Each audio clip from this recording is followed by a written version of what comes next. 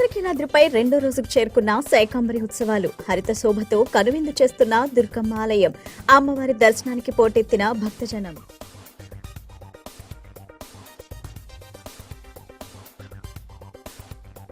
El Niño ప్రభావంపై ఉన్నత స్థాయి సమీక్ష నిర్వహించిన సీఎం చంద్రబాబు. రైతాంగంపై వర్షాభావ పరిస్థితులు, ప్రభుత్వ పరంగా చేపట్టాల్సిన చర్యలపై అధికారులతో విస్తృతంగా చర్చ.